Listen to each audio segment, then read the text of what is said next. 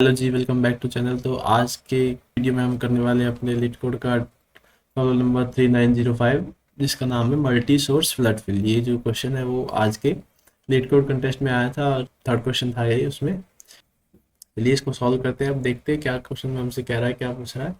कहता है कि that you are given two integer n and m representing the number of rows and columns of a grid। आपको दो integer दे दिए उसने, n और m। साथ के साथ लिखते चलेंगे हमको वो क्या क्या दे रहा है। उसने अभी हमको n और m दिया है।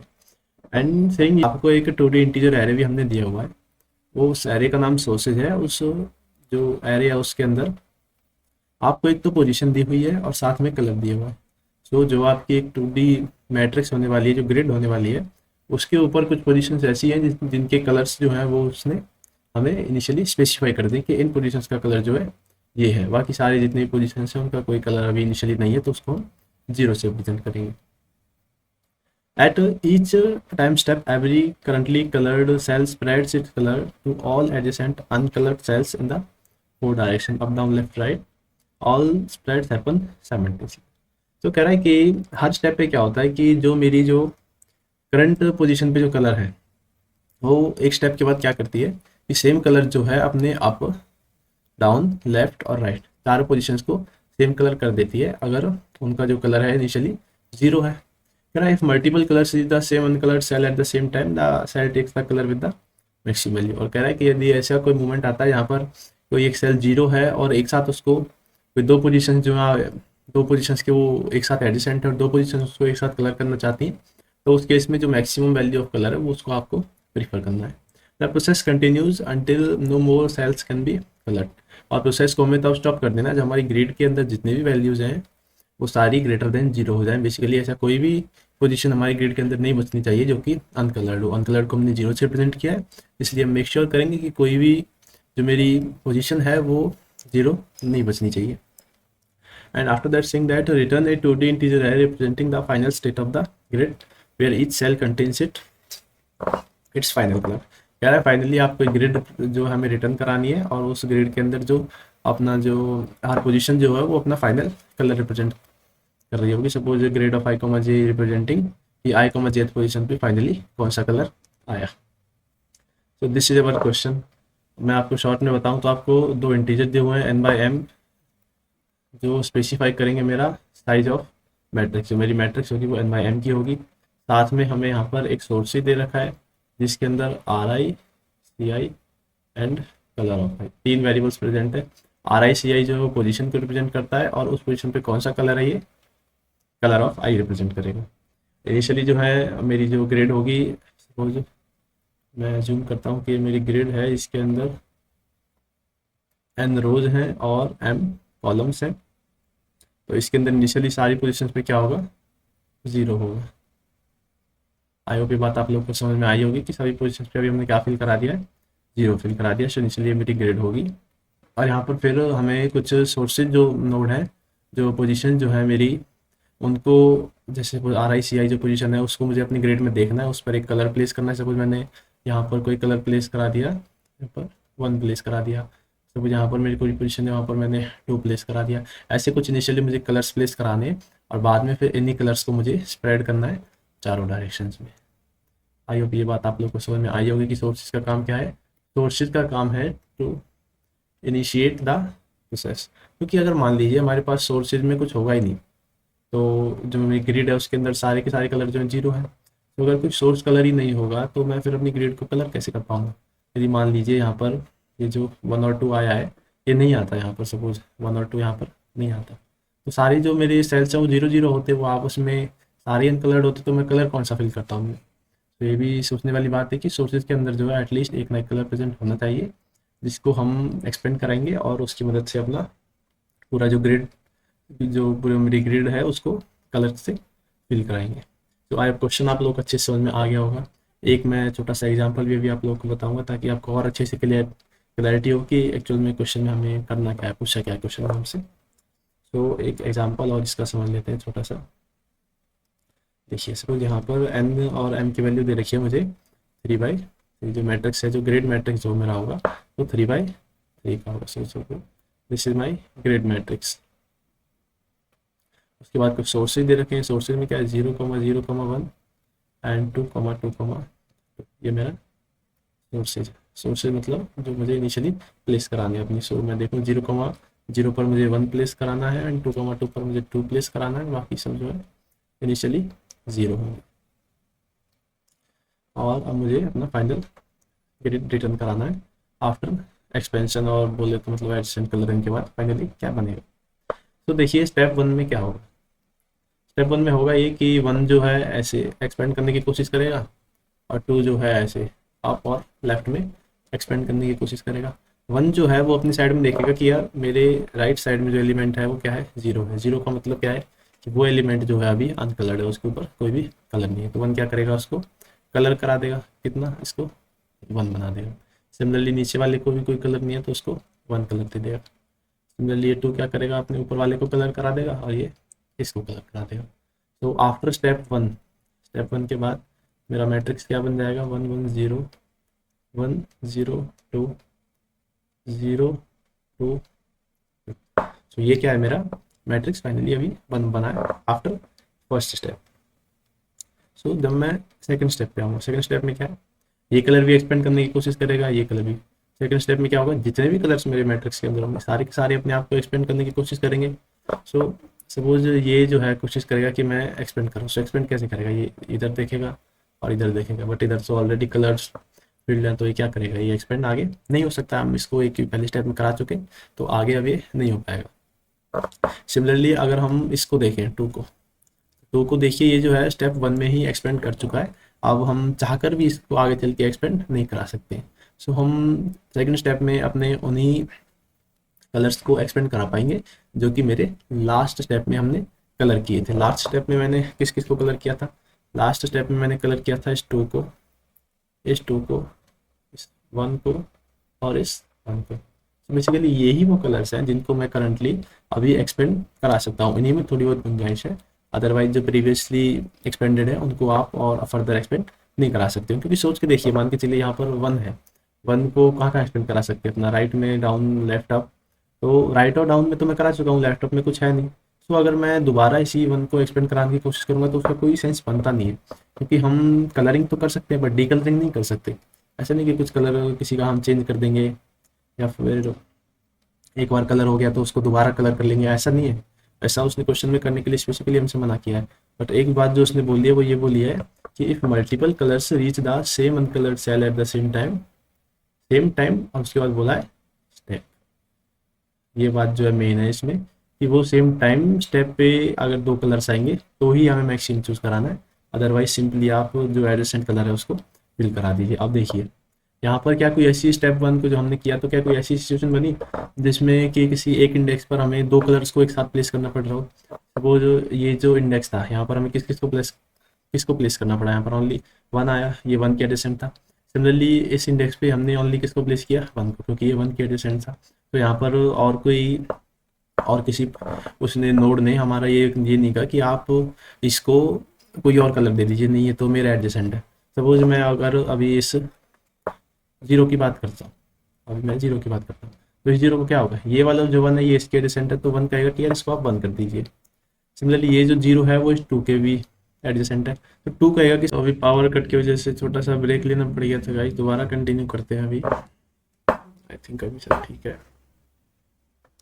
सो हमने देखा था कि हम अपना स्टेप 1 जो है वो कंप्लीट कर चुके थे, जिसके अंदर हमने अपना जो फर्स्ट स्टेप के अंदर जो इनिशियली जो हमारे सोर्स एलिमेंट थे उनके एडजेसेंट एलिमेंट्स को आपस में कलरिंग उनकी कर दी थी। अब हम बात कर रहे थे इसकी, that if multiple colors reach the same uncolored cell at the same time step then the cell takes the maximum value। so ये जो बात थी यहाँ पर सेम टाइम स्टेप वाली, इस पे मैं थोड़ा सा फोकस कर रहा था। सेम टाइम स्टेप का मतलब क्या है कि सपोज एक स्टेप जो है मेरा ऑलरेडी कंप्लीट हो चुका है। सेकंड स्टेप में क्या होगा कि ये जो 4 नोड्स हैं जो कि लास्ट स्टेप में हमने कलर किए थे, ये चारों नोड्स क्या बोलेंगे कि भैया हमारे एडजेसेंट में जो एलिमेंट्स हैं उनको आप कलर कर दीजिए हमारे जैसा। सपोज 1 है, 1 के एडजेसेंट में कौन है, ये वाला 0 कहेगा कि इसको आप 1 कलर कर दीजिए। सिमिलरली ये वाला जो 0 है वो इस 2 के एडजेसेंट में भी है तो 2 कहेगा कि भैया आप इसको 2 कलर कर दीजिए। तो ऐसी सिचुएशन में मुझे कौन से एलिमेंट की बात सुननी है, तो ऐसी सिचुएशन में मुझे अपने हमेशा मैक्सिमम एलिमेंट की बात को सुनना है। सो अगर यहाँ पर 1 और 2 दोनों कह रहे हैं कि आप इस स्टेप के अंदर इस एलिमेंट को 1 या 2 कर दो, तो हमें किसकी माननी है, हमेशा मैक्सिमम एलिमेंट की। सो सिमिलरली अगर मैं इस वाले जीरो को देखूं तो ये वाला जीरो इसके भी डिसेंट है और इसकी भी डिसेंट है। ये जो है इसको 1 बनाने की कोशिश करेगा, ये इसको 2 बनाने की कोशिश करेगा, एंड फाइनली ये जो क्या बन जाएगा, 2 बन जाएगा, क्योंकि 2 जो है मेरा मैक्सिमम वैल्यू है। सिमिलरली ये वाला भी, और सिमिलरली ये वाला जो जीरो है, ये 1 इसको 1 बनाने की कोशिश करेगा, 2 इसको 2 बनाने की कोशिश करेगा, एंड फाइनली ये भी 2 बनेगा। So in after my second step के बाद क्या होगा, ये 1 है, ये 1 है, ये 2 है, 2 है। सो सेकेंड स्टेप के बाद मेरा जो ग्रिड है वो कम्प्लीटली कलर हो जाएगा, और मैं इसके बाद अपना जो ग्रिड है उसको रिटर्न करा दूंगा। आई होप ये बात आप लोग को अच्छे से समझ में आई होगी। यहाँ पर एक जो छोटी सी चीज़ आई होप कंफ्यूजन क्रिएट कर सकती है वो यही है कि हमें सभी नोड्स को साइमल्टेनियसली एक्सपेंड करना है। ऐसा नहीं है कि हम किसी एक नोड को पहले एक्सपेंड कर दें या फिर किसी एक नोड को हम बाद में एक्सपेंड करें। हमें जितने भी हमारे नोट्स जो हैं प्रीवियस उस पे लेवल पे हमारे कलर हुए हैं, प्रीवियस स्टेप पे हमारे कलर हुए हैं, हमें उन सभी को एक साथ एक्सपेंड करना है। और एक साथ एक्सपेंड करने के दौरान अगर हम यदि किसी ऐसे नोड पे पहुंचते हैं जो 2 कलर जहाँ पॉसिबल है, तो वहाँ पर हमेशा मैक्सिमम को चूज करना है। आई होप इतनी बात आप लोग को अच्छी समझ में आई होगी। अब हम एक और एग्जाम्पल लेते हैं। अगले वाला एग्जाम्पल जो है उसके अंदर कुछ थोड़ी सी ट्रिक है, उसको समझ के फिर हम अपना अप्रोच की तरफ चलेंगे। तो सेकंड एग्जांपल जो है वो क्या कह रहा है, सेकंड एग्जांपल कहता है कि आपके पास अगेन एन और एम जो है वो 3 है, और सोर्स नोड्स भी जो है दे रखे हमें 0,1 पे हमें 3 कलर कराना है, एंड 1,1 पे हमें 5 कलर कराना है। सो अगेन जब मैं इसको क्रिएट करूँगा तो 0th रो के फर्स्ट कॉलम में यहाँ पर 3 है, एंड फर्स्ट रो के फर्स्ट कॉलम में यहाँ पर 5 है, बाकी सभी एलिमेंट जो है मेरे 0 0 हो जाएंगे। ये मेरा स्टेप 0 पे इनिशियली मेरी जो सिचुएशन है वो ऐसी है। सो यहाँ पे हमने क्या करना है, एट हमारे फर्स्ट स्टेप के अंदर क्या होगा, मेरी जितनी भी सोर्स नोड्स है, सोर्स नोड कौन है, 3 है और 5 है, वो एक्सपेंड करेंगे। तो 3 जो है एक्सपेंड करेगा, 3 क्या कहेगा कि आप मेरे राइट और लेफ्ट के जो एलिमेंट्स हैं, देखिए दोनों के दोनों एलिमेंट्स जो है वो अभी तक कलर नहीं हुए हैं, और आप इनको 3 कलर कर दीजिए। कहेंगे ठीक है भैया, इनको 3 कलर कर देते हैं। इसको हमने 3 किया और इसको भी 3 किया। नाउ कमिंग टू 5 के एडजेसेंट में यहाँ पर 3 है, 0 है, 0 है, आगे 0 है। तो 5 के एडजेसेंट में 3 नोड्स तो ऐसे हैं, 3 पोजीशन बोल लो, नोड्स बोल लो, कि जो कि मेरे अभी अनकलर्ड है, वो उन पर कोई भी अभी कलर मेरा प्रेजेंट नहीं है। और एक जो नोड है वो ऐसा है जो ऑलरेडी कलर्ड है। तो जो नोड ऑलरेडी कलर्ड है, मैं पहले भी बता चुका हूँ, हमें उसको छेड़ना ही नहीं है। ना तो हम उसको डीकलर कर सकते हैं और ना ही हम उसको चेंज कर सकते हैं, स्पेशली सोर्स नोड के केस में। सो जो सोर्स नोड्स हैं वो आपस में एक दूसरे को चेंज नहीं करेंगे। सो ये 5 जो है इस 3 से कुछ नहीं करने वाला, ये 3 जो है यहाँ पर एज इट इज रहेगा, क्योंकि ये जो है ऑलरेडी प्रीवियसली कलर हो चुका है। हम प्रीवियसली कलर नोड्स को कभी भी चेंज करने की कोशिश नहीं करेंगे। सो ये 5 क्या करेगा, 5 जो है अपने एडजेसेंट के तीनों एलिमेंट जो हैं उनको 3 बना देगा। सो सेकेंड स्टेप में जाने से पहले मेरा जो ग्रिड है वो ऐसी बन जाएगी, my grid. Now coming to our second step में यहाँ पर 0 हो गए, 2 जगह पे 2 नोड्स जो है मेरे अनकलर्ड होंगे। सो 3 का है कि भैया अच्छा यहाँ पर 0 है, तो एक काम करो, आप इसको कट करके 3 कर दो। और सॉरी, मैं यहाँ पर एक गलती कर गया हूँ, मुझे यहाँ पर 5 लिखना था, मैंने 3 लिख दिया है गलती से, तो 5 आएगा। सो यहाँ पर 5 है, यहाँ पर 0। सो मेरा जो 5 है वो क्या कहेगा कि भैया अच्छा आप सेकेंड स्टेप में आ गए, तो एक काम कीजिए, देखिए ये जो 5 है ना, इसके साइड में एक इसके एडजेसेंट एक ऐसी नोड है जो कि अभी तक कलर नहीं हुई है। तो सबसे पहला काम तो ये कि आप इन दोनों को कलर कीजिए। हो सकता है आप लोग सोचे कि यार यहाँ पे ये जो 5 है ये थ्री को नहीं कलर कर सकता क्या, क्योंकि भैया ने तो बोला था कि यार अगर दो पोजीशंस पे जो है डिफरेंट कलर आते हैं तो मैक्सिमम वाले को कंसीडर करो। सो यहाँ पर थ्री आ रहा है और थ्री ऑलरेडी है, फाइव आ रहा है। सो आप यहाँ पर मैक्सिमम कंसीडर करते हुए फाइव क्यों नहीं लिख रहे हैं। तो इस चीज़ को जस्टिफाई करने के लिए मैं कहूँगा कि यार मैंने एक चीज़ पे फोकस कराया था और वो चीज़ थी ये चीज़ क्या थी, that if multiple colors reach the same uncolored cell at the same time step। आप इस वर्ड को एक बार ध्यान रखें बस, और यहाँ पर आप थोड़ा सा ध्यान दें। देखिए ये जो सोर्स नोड्स हैं इनको सपोज मैंने t इक्वल टू 0 पे कर दिया था, इसको t इक्वल टू 0 पे और इसको भी मैंने t इक्वल टू 0 पे किया था।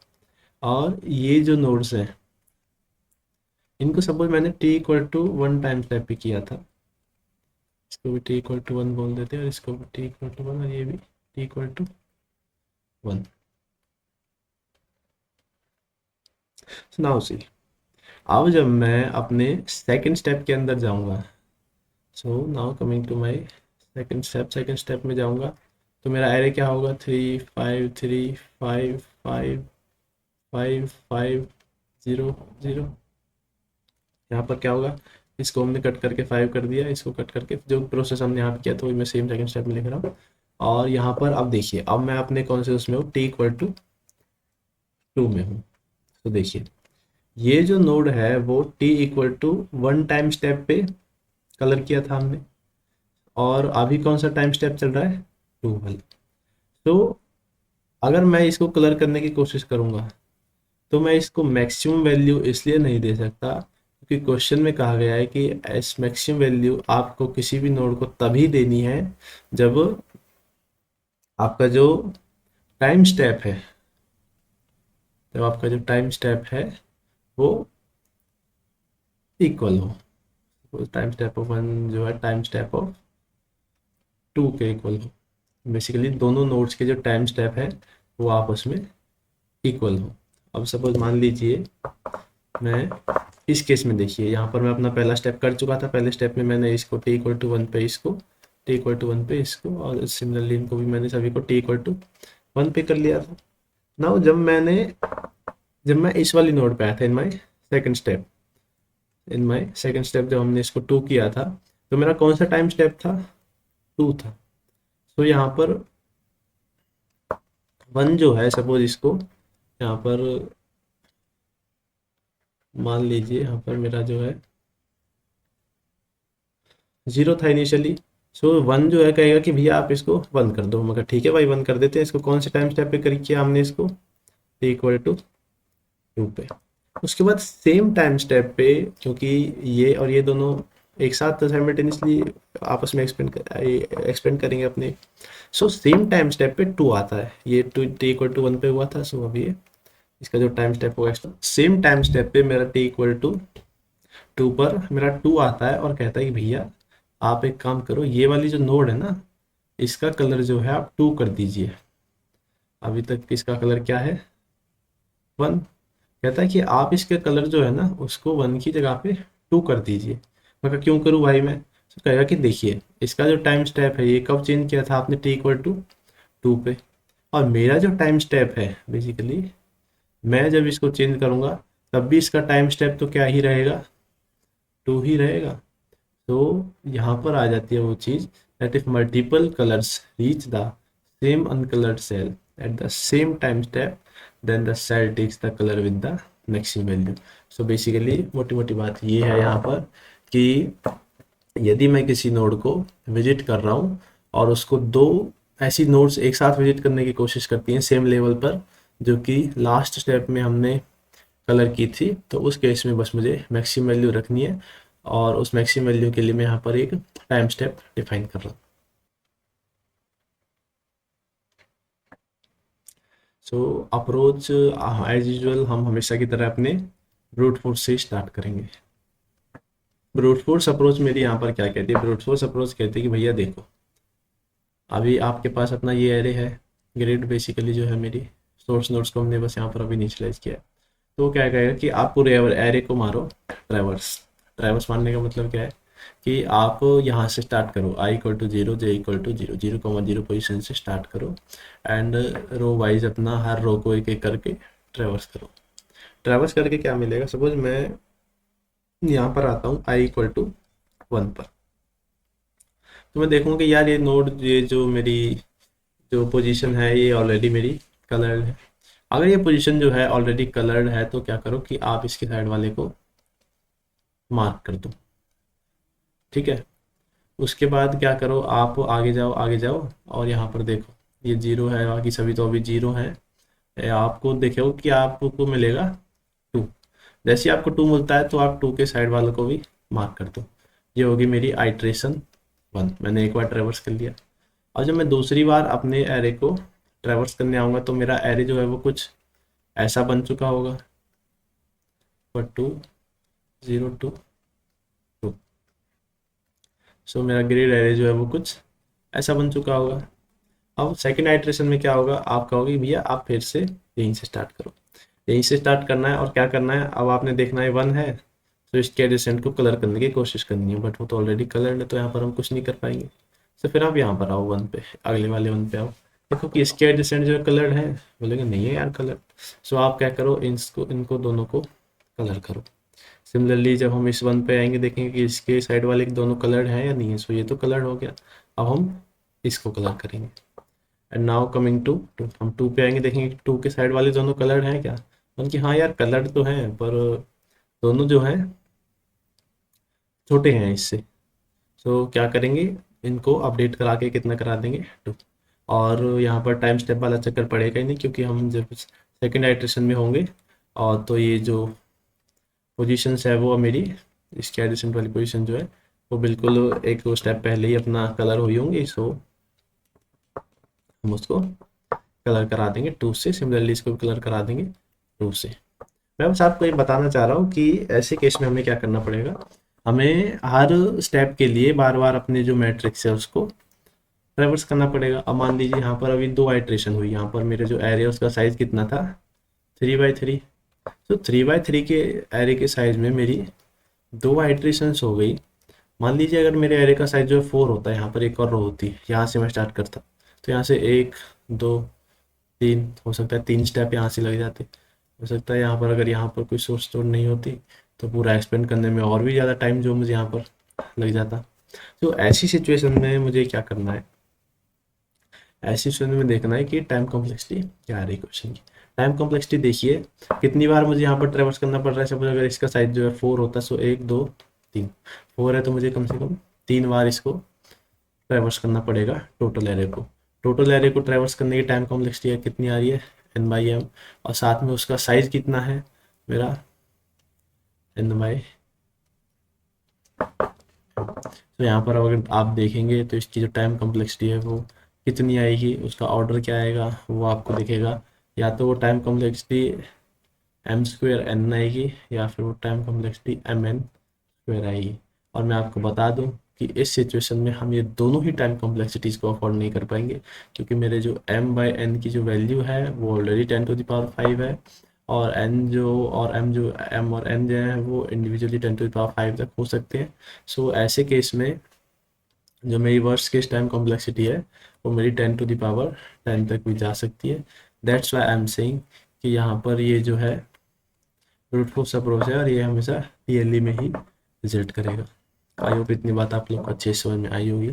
मैं इस अप्रोच को ज़्यादा टाइम नहीं देना चाहता, वीडियो जो है काफ़ी लंबी हो जाएगी। हम जो है डायरेक्ट ये समझते हैं कि इसको अगर कोई समझदार आदमी अगर क्वेश्चन को देखता है तो कैसे वो सोचेगा, क्योंकि ब्रूट फोर्स अप्रोच को तो ज़्यादातर लोग सोचते हैं और मतलब बस ऐसे जो टफ क्वेश्चन होते हैं उनमें ज़्यादा एनालिसिस लोग नहीं करते हैं, उसको बस एक बार सोचा और साइड में रख देते हैं। जो इजी क्वेश्चन होते हैं उनमें हो सकता है भले ही एक बार के लिए ब्रूट फोर्स सोचें, फिर उसमें सोचें और थोड़ा ऑप्टिमाइजेशन और थोड़ा ऑप्टिमाइजेशन और थोड़ा ऑप्टिमाइजेशन। लेकिन जो अच्छे प्रॉब्लम्स होते हैं उनमें हम कोशिश करते हैं कि ब्रूट फोर्स वगैरह को इम्प्लीमेंट ना ही किया जाए और अपना जो best possible approach, optimise approach जो हम सोच पाते हैं डायरेक्ट उसको इम्प्लीमेंट करके अपना क्वेश्चन को सॉल्व कराया जाए। तो अब हम चलते हैं अपने ऑप्टिमल अप्रोच की ओर, जिसका आई थिंक आप लोग इंतजार कर रहे होंगे। So coming to my approach second, जो मेरी मेन अप्रोच है। अब इस अप्रोच का मैं आपको थोड़ा सा आइडिया देता हूँ कि ये अप्रोच को सोचा कैसे जाए। अपन जो है दोबारा सेम एग्जांपल लेंगे, 1 0 0 0 0 0 0 हमको यहाँ पर n दिया था, m दिया था और साथ में कुछ सोर्स नोड्स दी थी। सोर्स नोड्स जो है वो क्या कर रही है, इनिशियलाइज कर रही है मेरे प्रोसेस को, इनिशियलाइजेशन में काम आ रही है। ये चीज़ें मुझे यहाँ पर क्वेश्चन में दी हुई है और ये मेरी ग्रेड है। अब आप मुझे एक बात बताइए, क्या आपने जब पूरा डीएससी आपने कवर किया था तो आपने कुछ ऐसा वहाँ पे पढ़ा था कि लाइक हम एक पॉइंट से स्टार्ट करें और चारों डायरेक्शन, बेसिकली ऑल डायरेक्शंस में हम एक्सपेंड करने की कोशिश करें, अपना ट्रैवर्सल करने की कोशिश करें? तो अगर पढ़ा था तो अच्छी बात है, नहीं पढ़ा था तो मैं आपको याद दिलाऊं कि ऐसा हम करते हैं हमेशा अपने ब्रेथ फर्स्ट सर्च के अंदर, बीएफएस के अंदर। जब भी हम बीएफएस पढ़ते हैं हम देखते हैं कि हम एक हमारा जो रूट नोड होता है वहाँ से स्टार्ट करते हैं और फिर हम अपने चारों डायरेक्शंस में धीरे धीरे एक्सपेंड करते हैं लेवल वाइज। यहाँ पर भी हमें एक्सपेंड ही करना है। वहाँ से मेरे को थोड़ा आइडिया आता है कि यार ये क्वेश्चन जो है ये शायद बीएफएस का क्वेश्चन हो सकता है। पहला जो हिंट है, इसका इंट्यूशन है वो यही है कि आप इस क्वेश्चन को बीएफएस के बारे में सोचो। अब कहोगे कि यार बीएफएस तो भैया क्या है कि ग्राफ पे लगता है, तो अब आप क्या इसको ग्राफ में कन्वर्ट करने वाले? मैं कहूँगा नहीं यार, ग्राफ में कन्वर्ट करने की ज़रूरत नहीं है ग्रिड को। अगर आपने बीएफएस ऑन ग्रिड्स कभी पढ़ा हो तो उसमें आप डायरेक्ट इंडेक्सिंग का यूज़ करके भी पूरे अपने ग्रिड को बीएफएस के द्वारा ट्रेवर्स कर सकते हो। आपको उसको ज़रूरी नहीं है कि हमेशा ग्राफ में ही कन्वर्ट करना पड़े। दूसरी बात ये है। पहला इंट्यूशन क्या है अपना, इसका पहला हिंट जो है वो क्या है, बीएफएस। अब कुछ लोग कहेंगे कि बीएफएस जो है वो ज़रूरी है कि ग्राफ पर ही लगे, तो मैं यहाँ पर इस बात को मना करता हूँ, क्योंकि हमने जो है बीएफएस ऑन ग्रेड्स जो है अभी अच्छे से नहीं पढ़ा है जब भी हम ऐसी बात कर रहे हैं। अगर हम बीएफएस ऑन ग्रेड्स अच्छे से पढ़ लेंगे तो हमें समझ में आएगा that we can implement BFS with the help of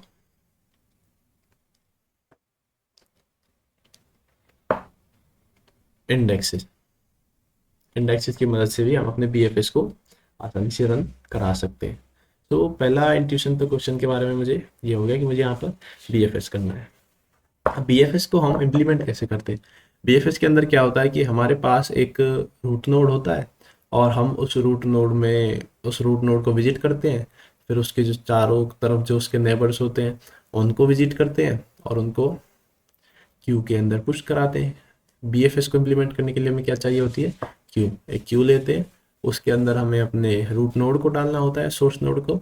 उस सोर्स नोड की मदद से हम पहले उसके सभी नेबर्स को विजिट करते हैं, फिर हम उस नेबर के नेबर्स को विजिट करते हैं, फिर हम उस नेबर के नेबर्स को विजिट करते हैं। इस तरीके से हम with the help of neighbours अपना चारों डायरेक्शंस में धीरे धीरे एक्सपेंड करते हैं। तो आई होप आप लोगों को समझ में आया होगा कि बीएफएस को हम कैसे इम्प्लीमेंट करते हैं, क्यू की मदद से इम्प्लीमेंट करेंगे, और बीएफएस एक्चुअल में होता क्या है। अब वो और थोड़ा है यहाँ पर अपना समझने की कोशिश करते हैं। एक बात जो हमें यहाँ पर समझ में आई, बीएफएस करना है। बीएफएस को करना कैसे है, हमें यहाँ पर क्यू का यूज़ करना है।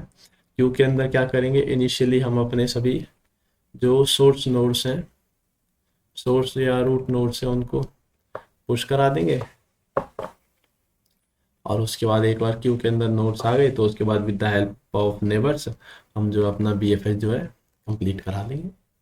और बीएफएस के दौरान ही हमारा जो पूरा ग्रिड है उसको ट्रैवर्स भी करा लेंगे। तो अब आप सोचो कि यार हो गया क्वेश्चन तो सॉल्व पे, मतलब आप सोर्स नोड मिल गई, अब चारों डायरेक्शन में एक्सपेंड करना बचता है, एक्सपेंड कर लीजिए with the help of Q. मैं कहूँगा नहीं यार, अभी इसमें क्वेश्चन में बहुत चीज़ें बचती हैं।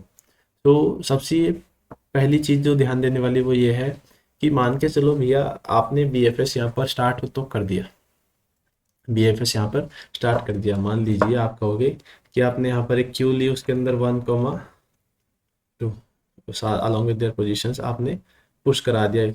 सपोज हमने क्यू ली, उसमें 0,0 और 2,2 पुश करा दिया। ये मेरी क्यू है, गौर से सुनना प्लीज इसको थोड़ा।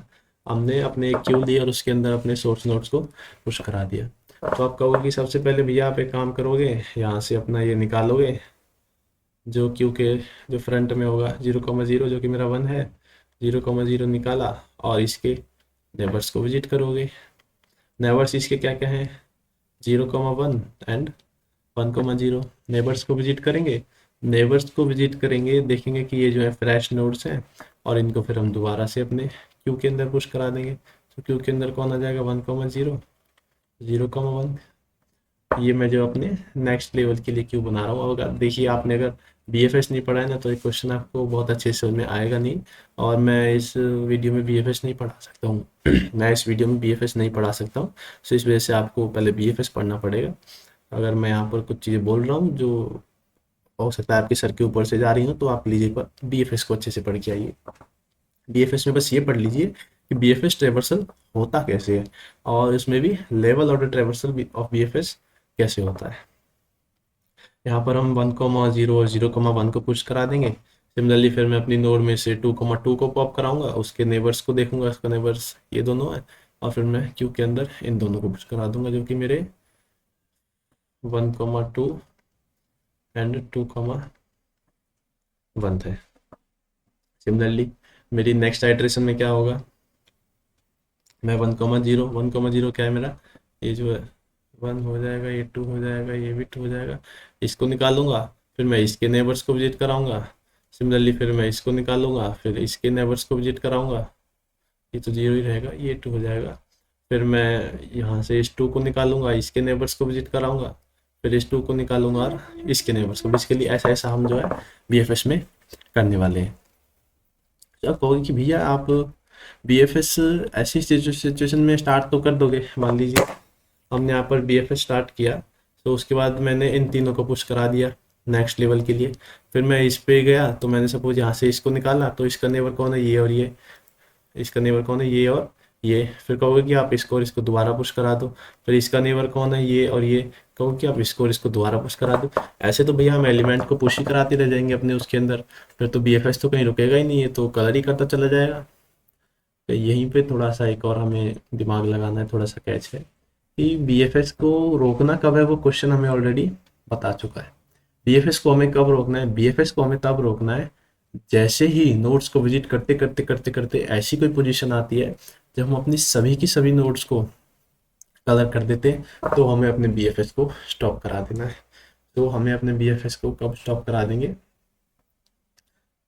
जैसे ही मेरी ऑल नोड्स गेट कलर्ड, जैसे मेरी सारी की सारी नोट्स कलर्ड होती हैं, मैं अपने BFS को स्टॉप करा दूंगा। अब ये कैसे पता चलेगा कि सारी नोट्स कलर्ड हुई या नहीं हुई, इसको पता करने के लिए सिंपल सा काम हमें ये करना है।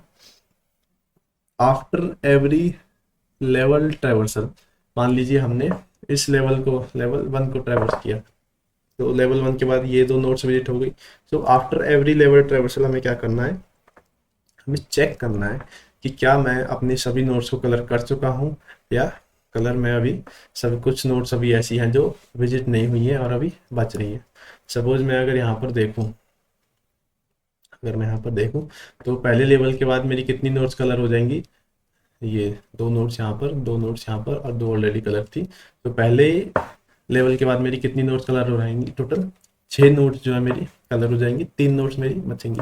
तो जैसे ही मैं अपना पहला लेवल ट्रेवर्सल कर लूँगा, मैं चेक करूँगा कि क्या सभी नोट्स कलर हो गई हैं, तो देखूँगा कि नहीं, अभी तो 6 ही नोट्स जो है कलर हुई हैं और टोटल नोट्स कितनी है, 9 है। तो मैं अपने BFS को कंटिन्यू कराऊंगा। अगले लेवल में क्या होगा, कि ये 1 की मदद से ये भी विजिटेड हो जाएगा, ये भी विजिटेड हो जाएगा, और इस 1 की मदद से ये भी विजिटेड हो जाएगा। तो उस केस में क्या होगा कि मैं देखूंगा कि सेकंड लेवल के बाद, हमने पिछली बार देखा भी था कि सेकंड लेवल के बाद मेरी सारी की सारी जो नोट्स हैं वो कलर हो गई थी। तो ऐसी सिचुएशन में मैं अपने BFS को क्या करा दूंगा, स्टॉप। सो मैं एक काउंट वेरिएबल जो है स्टोर करा के रख लूँगा। बेसिकली अगर मैं किसी भी नोड को फर्स्ट टाइम विजिट कर रहा हूँ, सपोज 0 है और मैं उसको कोई कलर दे रहा हूँ, तो मैं काउंट को ++ करा लूँगा, कि मार्क कर लूँगा कि हाँ यार ये नोड जो है मेरी अभी फ्रेश मैंने कलर कराई है। और मैं चेक करता रहूँगा हर लेवल के बाद कि अगर मेरा जो काउंट है वो equal to NYM total nodes के इक्वल है, तो आप रिटर्न करा दीजिए ग्रिड, अदरवाइज जो अपने BFS को कंटिन्यू कीजिए। तो ये हो गई BFS को स्टॉप कराने की बात। हमने देख लिया कि क्वेश्चन को स्टार्ट कैसे करना है। स्टार्ट करना है BFS की मदद से। BFS कैसे होगा वो मैं आपको बता चुका हूँ। अब BFS को चलाना कैसे वो भी बता चुके हैं। BFS को स्टॉप कहाँ कराना है वो भी आपको बता चुका हूँ। एक तीसरी चीज़ जो हमें यहाँ पर थोड़ा ध्यान देने वाली है वो ये है कि भैया आपने वो चीज़ डिस्कस नहीं की कि जब आप एक पोजीशन को दो नोड्स की मदद से एक साथ विजिट करने की कोशिश करते हो सेम लेवल पे, और फिर वो जो है यहाँ पर आप मैक्सिमम वैल्यू को पुश कराते हो, वो चीज़ आपने डिस्कस नहीं की। तो उस चीज़ को भी एक बार डिस्कस कर लेते हैं। सपोज दिस इज माई 1 1 0 1 0 2 0 2। ये जो है मेरा लेवल 1 के बाद जो है मेरा ऐसा मेरा वो बेसिकली जो मेरा ग्रिड है वो मेरा ऐसा बन जाएगा लेवल 1 के बाद। इतना आप आई थिंक आप लोग को भी पता चल गया होगा, अब तक हम सेम एग्जाम्पल पर काम करते आ रहे हैं। तो क्या होगा उसके बाद मेरे क्यू के अंदर मैं देखूंगा कि 0,1 प्रेजेंट होगा, 1,0 प्रेजेंट होगा, और ये वाले जो दो नोड्स हैं ये प्रेजेंट होंगे। बेसिकली ये जो 4 नोड्स हैं क्यू के अंदर अभी फ्रेश प्रेजेंट होंगे। सो ये 0,1,2 प्रेजेंट होगा और 2,1 प्रेजेंट होगा। सो ये मेरी क्यू होगी। हम हमने अभी पीछे देखा था फर्स्ट लेवल के बाद इनिशियली ये आई थी, इसने इन दोनों को पुश कराया था, 2 आया था, फिर 2 ने इन दोनों को पुश कराया था। ये अभी हम देख चुके हैं। ये मेरी क्यू है। तो क्या होगा कि अभी जब मैं अपने सेकंड लेवल ट्रेवर्सल पे आऊँगा, जब मैं अपने सेकंड लेवल ट्रेवर्सल पे आऊँगा तो सेकंड लेवल पे कितनी नोड्स है मेरी? 4 नोड्स, 1 2 3 4। मैं अपनी क्यू का साइज फाइंड करूँगा। सबसे पहले क्यू का साइज मेरा कितना होगा यहाँ पर 4। तो मैं क्या करूँगा एक लूप चलाऊँगा जो मेरा कितनी टाइम चलेगा, 4 बारी मेरा चलेगा। ठीक है, इसको क्यू के साइज को 4 बोल रहे हैं, तो एक लूप चलाएंगे जो कि मेरा 4 टाइम्स चलेगा। इस लूप का काम क्या होगा, सबसे पहले ये 0,1 को निकालेगा। इसने सपोज यहाँ से 0,1 को निकाला, तो उसके बाद क्या करना है, इसको चेक करना है कि यार इसके नेबर्स जो ऑलरेडी कलर्ड है या नहीं है। सो इसने एक बार इसको चेक किया और इसको चेक किया, ये देखिएगा कि दोनों ही जो है अभी कलर नहीं है। सो इसकी रिस्पॉन्सिबिलिटी क्या बनती है कि इनको कलर कर दे। सो ये क्या कर देगा, इनको कलर करा देगा, इसी से 1 करा देगा, इसको भी ये 1 करा देगा। सो ये जो है मेरा ख़त्म हो जाएगा। अब मेरा लूप जो है कितनी बार चलेगा, 3 बारी और चलेगा। सो उसके बाद क्या होगा, ये लूप में से मेरा ये क्यू में से मेरा 1,0 बाहर आएगा। 1,0 मेरा ये रहा। सो 1,0 की रिस्पॉन्सिबिलिटी क्या बनती है कि ये भी अपने नेबर्स को कलर कराए। सो ये इसको कलर करा देगा और देखिएगा कि 1 तो जो है मेरा ऑलरेडी कलर्ड है, तो ये 1 को करा देगा और ये जो ऑलरेडी 1 है। एंड उसके बाद क्या होगा, उसके बाद मेरा 1,2 लूप से बाहर आएगा। अब यहाँ पे थोड़ा समझने वाली बात है, जैसे ही मेरा 1,2 लूप से बाहर आएगा तो 1,2 की रिस्पॉन्सिबिलिटी क्या बनती है कि वो अपने नोट्स को, एडजेसेंट नोट्स को कलर कराए। तो वो देखेगा कि यार मेरी साइड में कौन है, 1 है, यहाँ पर कौन है, 1 है। तो इस केस में 2 की रिस्पॉन्सिबिलिटी बनती है कि वो दोनों 1s को क्या कराए, 2 कराए। क्यों? क्योंकि एक बात जो नोटिस करने वाली है वो ये है कि मेरा जो ये वाला नोड है और ये वाला नोड है, ये कब कलर हुआ, ये इसी लेवल पे हमने कलर किया है, ना कि किसी प्रीवियस लेवल पे। देखिए ये जो लेवल मेरा अभी चल रहा है लेवल 2, मैंने इन नोड्स को इसी लेवल पे तो कलर किया था। सो अगर मैंने इन नोड्स को इसी लेवल पे कलर किया था तो यहाँ पर वो बात आती है सेम स्टेप वाली, और इस केस में मैं क्या करूँगा, इसमें मैक्सिमम वैल्यू को प्लेस कराऊंगा। सो यही यहाँ पर कैच है। जैसे मैं अपना 2 आया मेरा लूप से, क्यू से, तो मुझे क्या करना है, इसकी दोनों पोजीशंस को चेक करना है। करना है कि क्या ये इसी लेवल पे कलर हुई थी या किसी प्रीवियस लेवल पे कलर हुई थी। और ये इसको हम स्टोर करा लेंगे कहीं ना कहीं कि जैसे ही मैं अपनी नोड को कलर कराता हूँ तो मैं स्टोर करा लूँ कि हाँ मैंने इस नोड को इस लेवल पे कलर कराया था। सो इनके लिए क्या स्टोर होगा, ये जो है सेकेंड लेवल पे कलर हुई है और ये भी सेकंड लेवल पे कलर हुई है और करंटली हम सेकंड लेवल पर ही हैं। तो ये 2 जो है इन दोनों को 2 वैल्यूज दे देगा। ये कह देगा कि आप इसको 1 की जगह पे 2 कीजिए, इस 1 की जगह पे 2 कीजिए, और इनका जो लेवल है वो 2 ही रहेगा कि ये कौन से लेवल पे कलर हुई, ये सेकंड लेवल पे कलर हुई। सिमिलरली उसके बाद लूप से ये वाला 2 बाहर आएगा, इस वाले 2 की रिस्पॉन्सिबिलिटी बनती है कि ये इसको और इसको जो है मैक्सिमाइज करने की कोशिश करिए। सो ये चेक करेगा कि इसके इधर लेफ्ट में कौन है, 1 है। देखिएगा 1 जो है कब कलर हुआ है, 1 जो है इसी लेवल पे कलर हुआ है, थोड़ी देर पहले 1 ने इसको इस 1 ने इसको किया था। तो क्या करेगा, इसको भी चेंज करके 2 में कराएगा, और इसका जो लेवल रहेगा, लेवल ऑफ कलरिंग, वो 2 ही रहेगा। और यहाँ पर देखेगा कि इसको जो है लेवल 2 पे ही कलर कराया गया था, और इसकी वैल्यू कितनी है, 2 है। इसकी वैल्यू जो ऑलरेडी इसके बराबर है, तो यहाँ पर कोई चेंज नहीं करेगा। सो this is my third point.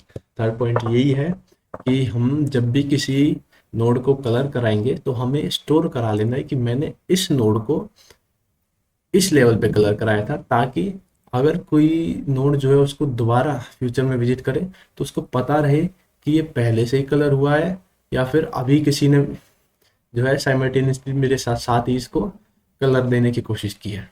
तो अगर साइमल्टेनियसली अगर किसी ने उसको कलर देने की कोशिश की होगी, तो ये वाला जो है अपना कलर देने की कोशिश करेगा। और ये कलर देने में सक्सेसफुल कब होगा, तब जब इसकी में जो वैल्यू है, कलर वैल्यू जो है उसकी करंट कलर से ज़्यादा होगी। मैक्सिमम कलर जो है बेसिकली वो सेम लेवल पे हमें एक नोड पे प्लेस करना है। तो आई होप इतनी बात जो आप लोग अच्छे से समझ में आई होगी। इससे ज़्यादा बेहतर तरीके से मैं इसको नहीं समझा सकता हूँ। अब हम चलते हैं अपने एल्गोरिदम की ओर, कि अब हम इसका एल्गोरिदम कैसे लिखेंगे। फाइनली थोड़ा बड़ा क्वेश्चन है, इस वजह से हम इसका एल्गोरिदम भी डिस्कस करेंगे। आप थोड़ा सा जो है पेशेंस बनाकर यहाँ पर प्लीज़ रखिए। क्वेश्चन जो है अच्छा है, मतलब कह सकते हैं कि काफ़ी बढ़िया क्वेश्चन ये। So while writing the algorithm, सबसे पहला काम जो है हमारा क्या होगा, हमें क्वेश्चन में क्या क्या दिया हुआ है, एन कॉमा एम कॉमा, और हमें यहाँ पर हमारे सोर्स नोड दिए हुए हैं। सबसे पहला काम जो है मेरा क्या होगा, मैं अपनी ग्रिड को इनिशियलाइज कराऊंगा। इसका साइज कितना रखना है मुझे, n/m। आई इतनी बात आप लोगों को समझ में आई होगी। और साथ ही में मुझे यहाँ पर एक वेरिएबल इनिशियलाइज कराना है, काउंट, जो मेरा ये चेक करेगा कि मेरी कितनी नोड्स जो हैं कलर हो चुकी हैं। और उसके अलावा मुझे क्या स्टोर कराना था, हाँ मुझे स्टोर कराना है कि मेरी कौन सी नोड जो है किस लेवल पे कलर हुई है। सो मैं यहाँ पर एक और चीज़ स्टोर कराऊंगा, और वो है मेरा एक विजिटेड वेक्टर। यहाँ पर एक वेक्टर ऑफ इन स्टोर करा लेंगे, जिसका जो साइज रखेंगे वो भी हम n/m ही रखेंगे। और ये जो है for every i, jth position, basically her position के लिए स्टोर कराएगा ये जो पोजीशन है वो कौन से लेवल पे कलर हुई है। और चौथी चीज़ हमें यहाँ पर क्या चाहिए, यहाँ पर हमें चाहिए क्यू क्योंकि क्यू की मदद से हम अपना क्या करेंगे, BFS को इम्प्लीमेंट करेंगे। तो आई थिंक ये बात जो है इस पर मैं ज़्यादा प्रेशर नहीं देना चाहता हूँ, मतलब मैं बता चुका हूँ ये चीज़ आपको कि हमें यहाँ पर क्या क्या यूज़ करना है। पहले स्टेप में मैंने बताया था BFS करेंगे तो क्यू चाहिएगी। दूसरे स्टेप में बताया था मैंने BFS कब रोकना है, तो वहाँ पर हमें एक काउंट वेरिएबल चाहिएगा। और तीसरे स्टेप में बताया था कि मैक्सिमम बेसिकली साइमल्टेनियसली या करेंगे मैक्सिमम वैल्यूज़ को अगर हमें हैंडल करना है तो कैसे करेंगे, इंस्टेड ऑफ n, m की मदद से। सो फाइनली हमें ये समझ में आता है कि हमारा ये जो क्वेश्चन है वो कैसा, multi source BFS with level by level traversal of simultaneously expanding nodes. तो ये हमारा क्वेश्चन है, और यहाँ पर हम देख रहे हैं अपना एल्गोरिदम, और हम देख चुके हैं कि हमारे क्या क्या डेटा स्ट्रक्चर्स हमें यहाँ पर यूज होने वाले हैं। अब हम क्या करेंगे, अपना BFS को इनिशियलाइज करेंगे। BFS को इनिशियलाइज कराने से पहले हमें जो सोर्स नोड में हमें दिया हुआ है जो कलर्स, उनको हम अपनी ग्रिड पे मार्क करा लेंगे। सो हम यहाँ पर क्या करेंगे, अपने सोर्स नोड को विजिट करेंगे।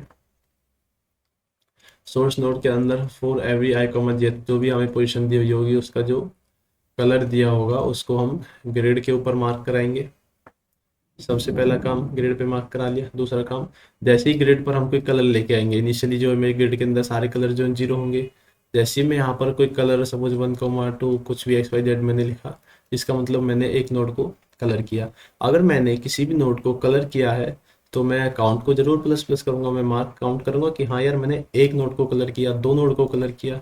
सो after colouring every node I have to increase my count. और ये क्वेश्चन बात जो है क्वेश्चन में मेंशन है कंस्ट्रेंट में, कि सोर्स के अंदर जो सारी की सारी वैल्यूज होंगी वो डिस्टिंक्ट होंगी। वो इसीलिए मेंशन है ताकि जब लोग जो है यहाँ पर इनिशियली अपना काउंट इनिशियलाइज करें तो काउंट को ज़्यादा ना इनिशियलाइज कर दे। कहीं एक नोड के बारे में अगर 2 एंट्रीज दी होंगी, सपोज किसी एक नोड है 0,0 कहता है कि आप इसी को 1 भी कर दीजिए और इसी को 2 भी कर दीजिए, इसके लिए 2 एंट्री हमें दे दी सोर्स नोड के अंदर, और हमने इसको 2 बार प्लस कर लिया, काउंट को 2 कर दिया, तो वो गलत हो जाएगा, क्योंकि एक उसको हम 2 बार काउंट नहीं कर सकते। इसलिए हमें सारे के सारे जो एंट्रीज है हमारे सोर्स के अंदर वो डिस्टिंक्ट दी हुई है। तो आई होप इतनी बात आप लोगों को अभी तक अच्छे से समझ में आई होगी। पहला काम हमने अपनी ग्रेड को मार्क करा लिया, दूसरा काम हम अपने अपना काउंट को प्लस प्लस करा लिया। और थर्ड, अभी मेरा जो है तीसरा काम क्या होगा, तीसरा काम होगा मेरा विजिटेड।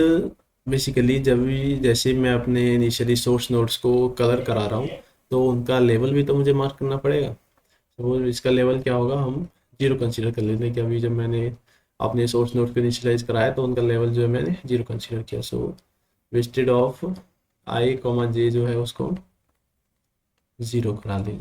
तो दी थ्री थिंग्स जो है वी हैव टू इनिशियलाइज, इन सबको हमें इनिशियलाइज करना पड़ेगा। और हाँ, और साथ में हमें क्या करना पड़ेगा, अपने क्यू के अंदर भी पुश करना पड़ेगा सारी की सारी सोर्स नोड को, क्योंकि इनकी ही मदद से हम जो है अपना जो मल्टी सोर्स बीएफएस है उसको स्टार्ट कर पाएंगे। सो आई होप इतनी बात आप लोगों को समझ में आई होगी कि डेटा स्ट्रक्चर्स कौन कौन से यूज होंगे, इनिशियलाइज कैसे करेंगे, और अपने बीएफएस को स्टार्ट करने के लिए जो नींव रखनी थी वो भी हमने रख दिया। अब हम क्या करेंगे, अपना बीएफएस स्टार्ट करेंगे। सो बीएफएस जब हम अपना यहाँ पर स्टार्ट कराएंगे, तो बीएफएस में जो सबसे पहले तो हम अपना वाइल लूप लिखेंगे। बीएफएस में जब हम अपना वाइल लूप लिखेंगे, वाइल लूप का काम क्या है, अपना बीएफएस को रन कराना। और जब एक कंडीशन लिख देते हैं, जब उस कंडीशन पे हमारा जो बीएफएस जो है स्टॉप होगा, तो वो कंडीशन क्या बताई थी मैंने, बीएफएस को तब तक रन कराना है जब तक मेरा काउंट जो है वो किसके इक्वल नहीं हो जाता, n/m के इक्वल। इसका मतलब क्या है, जब तक मेरी सारी की सारी नोट्स जो है, ऑल नोट्स जो है मेरी कलर नहीं हो जाती हैं, तब तक आप बीएफएस को रन कराइए। सो दिस इज माई बीएफएस को रन कराने की कंडीशन, ये मेरी बीएफएस की कंडीशन होगी। अब उसके बाद क्या करना है, जैसे हम अपना स्टार्ट होने के बाद हमें क्या करना है, यहाँ पर लेवल वाइज ट्रेवर्सल। सो यहाँ पर क्या करेंगे, अपना क्यू का साइज फाइंड करेंगे, एक लूप चलाएंगे जो कि मेरा साइज माइनस माइनस तक चलेगा। ये क्या करेगा, क्यू के अंदर करंटली जितने भी एलिमेंट्स प्रेजेंट हैं इस लेवल के, उन सबको ये प्रोसेस करेगा। और साथ में हमें यहाँ पर एक अपना लेवल भी इनिशियलाइज कराना है, जो कि इसको हम 0 से नहीं करा सकते, क्योंकि 0 पे हम ऑलरेडी कुछ एलिमेंट्स को, सोर्स नोड्स को मार्क कर चुके हैं। सो लेवल जो है मेरा 1 से स्टार्ट होगा। सो यहाँ पर अभी मेरा जो है क्यू क्यू के अंदर से एक एक करके सभी एलिमेंट्स को निकालेगा और फिर उनके नेबर्स को देखेगा। सो यहाँ पर क्यू के अंदर जो है मेरा क्या स्टोर होगा, क्यू के अंदर मैं स्टोर कराऊंगा अपना pair of I comma G. Basically ये पोजीशन स्टोर कराएगा कि क्यू के कि मेरे सोर्स नोड जो कहाँ कहाँ पर प्रेजेंट है, इन पोजीशन पर प्रेजेंट है। तो मैं अपनी क्यू के अंदर से निकालूंगा अपना क्यू डॉट फ्रंट करेंगे, क्यू को पॉप कराएंगे और यहाँ पर एक पी के अंदर हम उसको स्टोर करा लेंगे। सो यहाँ पर अगर मैं देखूँ अपनी मेरी रो कितनी होगी, वो होगी मेरा पी डॉट फर्स्ट, और कॉलम भी जो है जहाँ से मेरा पी डॉट सेकेंड आ जाएगा। आफ्टर दैट यहाँ पर मुझे इसका कलर भी फाइंड कराना है, जो ये वो जो कलर है जो मैं अपने अपने सभी नेबर्स को देने वाला हूँ। सो इसका कलर जो है वो क्या होगा, कलर जो है मैं ग्रेड पर से निकाल सकता हूँ, क्योंकि ऑलरेडी सारे कलर्स को मैं अपने ग्रेड पर मार्क करा चुका हूँ। तो ये होगा मेरा उसका कलर चुनाव। अभी मुझे क्या करना है, सिंपल सा काम जो है वो लास्ट टास्क है ये पूरे क्वेश्चन का, यही बचता है। इसके बाद हम डायरेक्ट इसको कोड करेंगे। अब मुझे क्या करना है, अपने I have to check all 4 directions. मुझे ऑल 4 डायरेक्शंस को चेक करना है। हर डायरेक्शन के लिए मुझे सिंपल सा बस एक काम चेक करना है। एक बात ये चेक करनी है दैट इफ माई जो मेरी जो नेबर है, if my neighbour is not visited, या तो हो सकता है मेरा नेबर जो है वो विजिटेड ही ना हुआ हो, या फिर मेरा जो नेबर है is visited at same level, या विजिटेड तो हुआ है बट वो अभी जस्ट इसी लेवल पे विजिट हुआ है। तो ऐसे केस में मुझे क्या करना है, इसी लेवल पे अगर वो विजिट हुआ है तो ऐसे केस में चेक करना है, लूप के अंदर आएंगे, देखेंगे कि क्या वो विजिट हो चुका है, नहीं हो चुका है। विजिट हो चुका है मतलब क्या है, कहीं वो उसका जो कलर है वो 0 तो नहीं है, क्योंकि अगर कलर जो है 0 है इसका मतलब वो बिल्कुल भी विजिट नहीं हुआ है इस लेवल पे। अगर इस लेवल पे और इस लेवल पे विजिट नहीं हुआ तो पिछले किसी लेवल पे विजिट हुआ ही नहीं होगा, तो इसलिए उसका जो कलर है वो 0 है। तो अगर वो जो है वेस्टेड नहीं हुआ है, सो इसका मतलब क्या है, हमें यहाँ पर कलर तो प्लेस कराना ही है, कलर भी प्लेस कराएंगे, उसकी जो वेस्टेड वैल्यू है, वेस्टेड लेवल जो है उसको भी अपने उसमें मार्क कराएंगे, और साथ ही में हम यहाँ पर अपना काउंट को भी प्लस प्लस कराएंगे, ताकि हम काउंट पर कर पाए कि हाँ मैंने एक और नई नोड को 0 से कलर किया है। सो यहाँ पर हम 3 काम करेंगे। सबसे पहले अपना काउंट को प्लस प्लस कराएंगे, साथ में क्यू के अंदर भी पुश कर, क्यू के अंदर क्यों पुश कराएंगे इसको, क्यू के अंदर इसलिए पुश कराएंगे ताकि हम जो है इसकी मदद से आगे जो अपने फर्दर जो पोजीशन जो नोड्स हैं उनको प्रोसेस कर सकें। इसको क्यू के अंदर प्रोसेस कराएंगे, और साथ में इसका जो वेस्टेड है, visited of I comma J, basically row comma column जो भी हमारा जो नेबर होगा, वेस्टेड ऑफ नेबर, उसको भी हम यहाँ पर अपना लेवल एक दे देंगे। इसके बाद हमें क्या करना है, ये काम हमारा हो चुका। उसके बाद हमें क्या कराना है उसका जो कलर है, ग्रेड ऑफ आई कोमा जे। और यहाँ पर एक बात आप मुझे बताइए दैट अगर मैं इस इफ कंडीशन, बेसिकली अगर if I am inside this block, तो कौन से केस में मैं इस ब्लॉक के अंदर हूँ? दो ही केसेस में मैं इस ब्लॉक के अंदर हो सकता हूँ। पहला केस तो ये है कि मेरा जो नेबर है वो विजिटेड नहीं हुआ, विजिटेड ही नहीं हुआ वो। सो इसका मतलब क्या है कि वो 0 है, और मैं अभी उसको कलर करने आया हूँ, कलर जो 0 से कुछ ना कुछ बड़ा ही होगा। सो यहाँ पर मैं उसको एक कह सकता हूँ कि मैं grade of I of J को मैक्स ऑफ जो करंट वैल्यू है उसकी, grade of I of J comma C, ये जो कलर जो एडिसेंट नोड पे था वो हम इसको देने वाले थे। क्या ये मैं इसको कर सकता हूँ? अब आपको कि भैया आपने इसमें स्पेशली उस केस को हैंडल नहीं किया जिस केस में आप कह रहे थे कि यहाँ पर हमें एक मैक्सिमम वैल्यू को भी लेके आना है, तो मैं कहूँगा कि यार यही तो है वो मैक्सिमम वैल्यू वाली कंडीशन, यही तो है वो मैक्सिमम वैल्यू वाली कंडीशन। क्योंकि इस लूप के अंदर मैं दो सिचुएशन में आऊँगा, पहली तो जो है वो नॉट वेस्टेड है, दूसरी सिचुएशन मेरे पास ये है that if neighbour is visited at same level. Suppose neighbour जो है अभी इसी लेवल पे विजिट हुआ था और उसकी वैल्यू जो है 1 हो गई। अब जब मैं यहाँ पर सपोज 2 है दोबारा आया, तो मैंने चेक किया कि ये जो नोड है विजिट तो हुई है इसी लेवल पे, ये जो नोड है विजिटेड हुई है इसी लेवल पे, अगर ये इसी लेवल पे विजिट हुई है तो मैं इस इफ कंडीशन के अंदर आ जाऊंगा। जैसे ही मैं इफ कंडीशन के अंदर आया, चेक करेगा कि क्या ग्रेड ऑफ आई ऑफ जे जो है 0 बेसिकली 0 है या नहीं है। तो कहेगा कि नहीं यार 0 तो नहीं है, ये ऑलरेडी विजिट हो चुकी है। सो ना तो हमें हमें यहाँ पर अलग से कुछ काउंट करना है, ना हमें इसको क्यू के अंदर दोबारा से पुश करना है, क्योंकि क्यू के अंदर हम इसको तभी पुश कर चुके थे जब हमने इसको 0 से 1 किया था। और ना ही हमें अब इसका वेस्टेड दोबारा से मार्क करना है, क्योंकि visited of any node position जो है वो एक ही बार मार्क हो सकता है, दो बार हम उसको मार्क नहीं करेंगे।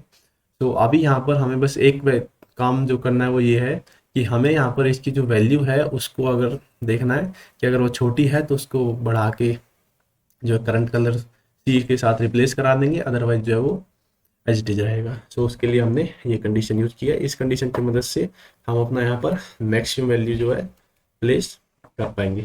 ऐसा हमें ऑल 4 डायरेक्शंस में चारों नेबर्स के लिए करना है, और उसकी मदद से फिर हम अपना कह सकते हैं कि ये मेरा BFS था, और जैसे ही मेरा ये लेवल ख़त्म होता है तो मैं अपना लेवल को प्लस प्लस कराऊंगा, और फाइनली अपना 4th स्टेप में रिटर्न करा दूंगा ग्रेड को। सो दिस इज माय एल्गोरिथम। मैंने आपको यहाँ पर क्वेश्चन समझा दिया, क्वेश्चन का ब्रूट फोर्स अप्रोच समझा दिया, ब्रूट फोर्स के बाद आपको ऑप्टिमाइजेशन समझा दिया।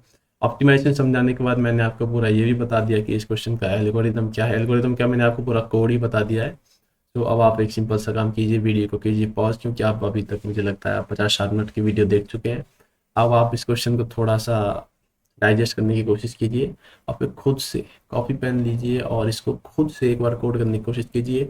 अगर आप इस क्वेश्चन को कोड कर पाते हैं तो बहुत बहुत बहुत अच्छी बात है। अदरवाइज मैं सजेस्ट करूँगा कि आप इस क्वेश्चन का कोड थोड़ा थोड़ा देखें, मतलब एल्गोरिदम जो भी मैंने कराया है आप इसको देखें और इसकी मदद से जो है आप इसका कोड करने की कोशिश करें। फिर भी अगर आप नहीं कर पाते हो तो फिर आप जो है मेरा फाइनली कोड देखिए और फिर समझिए कि आप कहाँ गलती कर रहे थे। तो अब हम चलते हैं अपने फाइनल कोड की तरफ। सबसे पहला काम हमें यहाँ पर क्या करना है, हमें अपने डेटा स्ट्रक्चर्स को इनिशियलाइज करना है। डेटा स्ट्रक्चर में सबसे पहला जो है वो क्या है, मेरे ग्रेड 2D ग्रेड जो मुझे रिटर्न कराना है n बाय इसका साइज जो है वो हम रखेंगे, और इनिशियली सारे कलर्स को मैं क्या कर रहा हूँ 0 कर रहा हूँ। साथ ही में मैं यहाँ पर एक वेस्टेड फिर ले लेता हूँ, उसका साइज भी जो है मुझे सेम ही रखना है। और इसको अभी हम क्या करा देते हैं, इंट में। इंट में इसका मतलब है कि अभी इसका कोई लेवल नहीं है। और साथ में मुझे चाहिए यहाँ पर एक क्यू। क्यू के अंदर मैं पेयर ऑफ इंडाइस स्टोर कराऊंगा अपनी पोजीशन को। सो एक क्यू हो गई। और साथ में मुझे एक चाहिए काउंट। काउंट वेरिएबल जो मेरा काउंट करेगा कि कितनी नोट्स को मैं अभी तक कलर कर चुका हूँ। So currently initialising, now initialising अपना सोर्स नोड्स ऑन ग्रिड। इनको इनिशियलाइज करने के लिए हमें अपने सोर्स वेक्टर को विजिट करना पड़ेगा, जिसके अंदर मुझे क्या कराना है, अपनी जो ग्रिड है उसके अंदर v ऑफ 0, v ऑफ 1, ये जो है मेरा पोजीशन को रिप्रेजेंट कर रहे हैं। 0,1 जो है आई कॉमा रो और कॉलम को, उसको मुझे v ऑफ 2 करा देना है। कलर वहाँ पर प्लेस करा देंगे। कलर प्लेस कराया, काउंट को हम अपना प्लस प्लस करेंगे। और साथ ही में जो visited of v of 0, v of 1 है उसको, इसका जो लेवल है उसको भी हमने यहाँ पर इनिशियलाइज करा दिया। यहाँ पर हमने कलर को इनिशियलाइज करा दिया और यहाँ पर हमने काउंट कलर को भी हमने यहाँ पर काउंट कर लिया। सो ये 3 चीज़ें हमें करनी थी। और साथ में एक और चीज़ जो है अपने BFS के लिए हमें करनी थी, यहाँ पर अपने सोर्स नोड्स को क्यू के अंदर पुश कराना था। सो क्यू के अंदर पुश करा देंगे v of 0, v of 1। So this is my source nodes initialisation. अब क्या करना है अपने BFS। अब हम यहाँ पर अपना BFS रन कराएंगे। BFS की कंडीशन क्या थी, रन होगा तब तक जब तक काउंट जो है नॉट इक्वल टू n/m। जब तक मेरी सारी नोट्स जो कलर नहीं हो जाती, मैं अपना BFS को रन कराऊंगा। एंड नाउ अब मुझे यहाँ पर सबसे पहला काम क्या करना है, मुझे करना है यहाँ पर level wise traversal. Level wise traversal के लिए क्या चाहिए, हमें अपनी क्यू का साइज चाहिए। और जब तक मेरा साइज जो है 0 नहीं हो जाता, मैं अपनी क्यू के अंदर से फ्रंट एलिमेंट को लूँगा, क्यू को पॉप कराऊंगा और इसके फ्रंट एलिमेंट में से अपना रो कॉमा कॉलम को निकाल लूँगा। रो जो है p कॉमा फर्स्ट होगा, कॉलम जो है p डॉट सेकंड होगा। और साथ में मुझे यहाँ पर BFS कर रहा हूँ तो एक लेवल को इनिशियलाइज कराने की जरूरत है, जो कि 1 से इनिशियलाइज करा देंगे। और जो कलर जो मुझे सभी एडजेसेंट नोड्स पे देना है, जो इस पोजीशन पे जो मेरा कलर होगा करंट पोजीशन पे, वो कलर क्या होगा मैं अपने ग्रिड पे से निकाल सकता हूँ उसको। क्योंकि ग्रिड पे जो है ये कलर जो है ऑलरेडी प्रेजेंट होगा। अगर ये जो पोजीशन है वो नोड है वो क्यू के अंदर है, तो ग्रिड पे ऑलरेडी कलर प्रेजेंट होगा। नो, अब जो है सबसे पहला काम क्या आता है, मुझे यहाँ पर क्या करना है, अपने नेबर्स को चेक करना है। देखना है कि इफ़ माई, अगर मेरा राइट नेबर एग्जिस्ट करता है, राइट नेबर को चेक करेंगे, my column plus 1 is less than m। तो उसके लिए मुझे अपना कुछ काम करना है। और सिमिलरली मुझे चेक करना है if my column -1 is greater than equal to 0। तो उसके लिए भी मुझे अपना प्रोसेसिंग करनी है। And if my row +1 is less than n, similarly if my row -1 is greater than equal to 0, तो उसके लिए मुझे प्रोसेसिंग करनी है।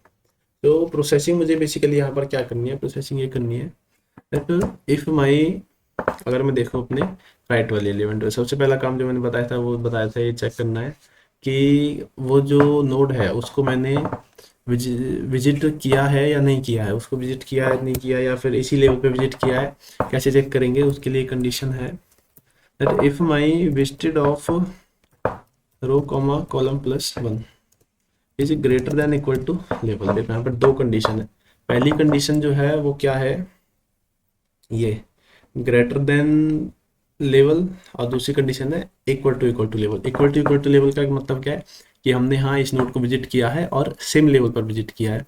सो मैक्सिमम वैल्यू को हम अपडेट तो तब भी करेंगे। सो पहला केस तो वो हो गया। दूसरा केस क्या है, that my visited value with that visited is greater then level. Greater than level का मतलब क्या होगा, ग्रेटर देन लेवल का मतलब होगा कि उसकी वैल्यू क्या है, इंट मैक्स है। क्योंकि सपोज मैं अगर लेवल 2 पे हूँ तो किसी भी नोड की वैल्यू जो है 3 तो नहीं हो सकती। 3 क्यों नहीं हो सकती, अगर मैं लेवल 2 पे हूँ तो मैं किसी नोड की वैल्यू को 3 कैसे कर दूंगा, इसका मतलब मैं थर्ड लेवल पर अभी पहुँचा ही नहीं हूँ। समझ रहे ना। तो जितनी भी मेरी नोट्स होंगी उनका जो लेवल होगा वो जो है अभी मेरा जो करंट लेवल है उससे या तो इक्वल होगा या छोटा होगा। अगर उसका लेवल जो बड़ा या इक्वल है तो मैं कह सकता हूँ कि वो नोड या तो नॉट वेस्टेड है या फिर वेस्टेड एट सेम लेवल है। सो दिस इज द कंडीशन। अगर ये कंडीशन मेरी होती है तो मुझे मैकबुक के अंदर एंटर कर जाऊंगा, और एंटर करते ही सबसे पहला काम मुझे चेक करना है कि वो जो रो ऑफ कॉलम +1 है क्या वो 0 है। अगर वो 0 है तो सबसे पहला काम काउंट को प्लस प्लस कराएंगे और अपनी क्यू के अंदर उसको जरूर पुश कराना है। क्यू के अंदर पुश कराएंगे रो कॉमा कॉलम +1 और अपना उसका लेवल मार्क करेंगे visited of row comma column +1 equal to level, उसका लेवल भी हमने मार्क कर दिया। और फाइनली उसकी जो grade of row comma column +1 equal to max of grade of row column +1।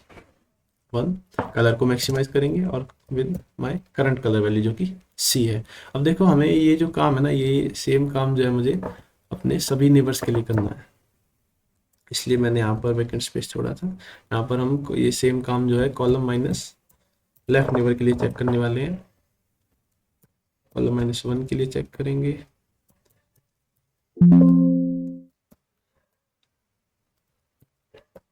यहाँ पर हम कॉलम -1 को अपडेट करेंगे। यहाँ पर भी हम कॉलम -1 को अपडेट करा देंगे।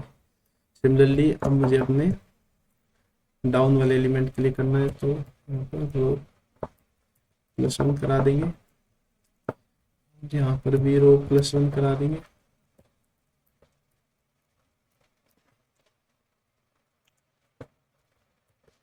और यहाँ पर भी +1।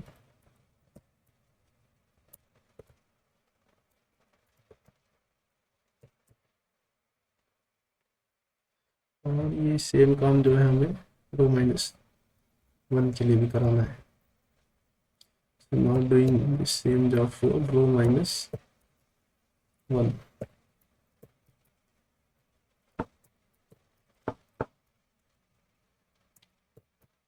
आई होप कि इसमें बस कुछ गलती ना हो जाए, क्योंकि ऐसे क्वेश्चन में गलती पकड़ना बड़ा मुश्किल काम होता है।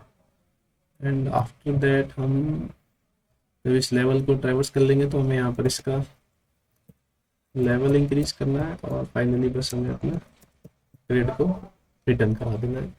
तो आई होप ये कोड जो काम करना चाहिए। तो यहाँ पर थोड़ा नेट चला गया था, अब यहाँ पर इसको देखते हैं एक बार रन करा के, रन करना चाहिए आई गेस, और इसको सबमिट करा के भी देखते हैं एक बार। और ये सबमिट भी हो चुका है। रन टाइम भी जो है काफ़ी, कि आप लोगों को समझ में आना चाहिए कि क्वेश्चन एक्चुअल में हुआ कैसे, क्योंकि वीडियो काफ़ी लंबी हो गई है, 1 घंटे से ज़्यादा की वीडियो हो गई है। मुझे भी वीडियो को बनाने में काफ़ी टाइम लग रहा है। मैं इसमें कुछ कंटेंट कट भी नहीं कर सकता, क्योंकि हो सकता है मैं कोई छोटी सी चीज़ कहीं पे कट कर दूं या फिर उसको बताना स्किप कर दूं, और उसी की वजह से आप लोगों को कोई डाउट हो जाए। और इसी क्वेश्चन में आपको पता है कि छोटा सा डाउट भी अगर हमें आ जाता है तो वो क्वेश्चन जो है सॉल्व नहीं हो पाता है, और ऐसे छोटे मोटे डाउट जो है ChatGPT भी नहीं फिक्स कर पाता है। मैंने देख चुका हूँ ये चीज़ भी।